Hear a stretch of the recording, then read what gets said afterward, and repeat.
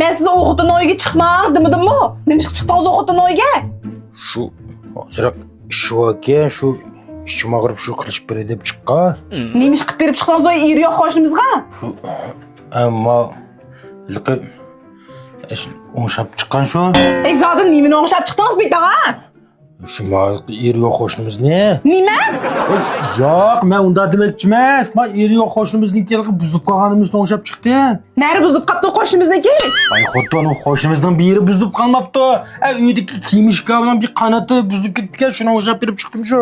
Qaysi uydagi shkafkan u? Shu ilqi bo'chan qo'ygan yataq uydagi shkaf. Demaksa, ishkangni yap yolg'izash bo'chan va uyda remontchilik qilishdingmi? Ay, ben nari gapni qilayotgan xotin. Biz bir remontchilik qilib mashina motor o'ngishmadi. Shu ilqi shkafning qantini o'ngishdik shu. Bunda danglar. Shu shkafni o'ngishig'ida yarim kun vaqt ketdimi? Balki o'ngshaykansiz jumasini shkafni. Xotin sizlarmda xato tushunib ketmanglar. Ham xudim qo'shni bo'lganda bir yordam so'rasa yo'qligini o'lamdi unga.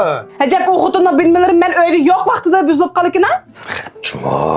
Ey, o'zinglar uyda o'ltamang. Ham qo'shnimizdan ko'ramsiz uni. To'l chechilib ketmay, makka sarang jigan parsa limondan ichinglar, enanglar. Voy yo'q, u chiroyli qo'shnimdan ko'ra qammi? O'zimdan ko'rami o'zimdan. Bugunlar ko'chab ketdilar men uydan. Uydan ko'chlar? Nima ko'chimiz bu edi? Bu uydan ko'chmasak-ku, tul xutim bilan qo'shni bo'ldimda men tul qalqa o'xshayman men uyda. Xotin, menda ta'tirlik qilmanglar. Hech kimning tul qag'isi yo'q. Yop, yolg'izga uyda ishchim og'irdi. Qo'lim qo'shni bo'lgandan sizlar azizlar bir nima ishingiz bor deb yordam qilib qo'yinglar mendag'i.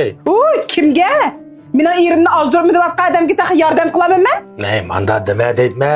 Beka ash xotinning beshik kelgan kun sening beshing kelib qolmasa yana. Nima kun kelib ketibdi xotinning beshiga? Anglasam bu xotinning yo'ldoshi hayot vaqtida bir saqchi ekanligini. Shu xizmat qilayotgan jarayonda bir ikki bola suvga tushib ketdi ekan. Shu bolani qutuldiribman deb o'zini suv etib, u ikki bolani qutuldiribdi. Lekin bola suvga qarab qolib ketdi. Shuning yoqida bu ayol yolg'iz qolibdi qilan ikki bola bilan. Shu cho'nglari, urug' tuqqan, tunish bilishlar hammasi bu ayolga yo'ldashini tugab ketgan, endi qayta turmushlik bo'lar deb nasihat qilgan bo'lsa, bu ayol birinchida shu bolalarini o'gayni olib qo'ymaslik uchun, yana bilsiga shu yo'ldashiga aqida qilib, yolg'iz o'tayotibdi ikki bola bilan. Turmushim qiyinchilik ekan. Hozirma shaharlikda o'tirganda tozlik ishchisi bo'lib ishlayotibdi. Turmushim qiyinchilikda qolibdi.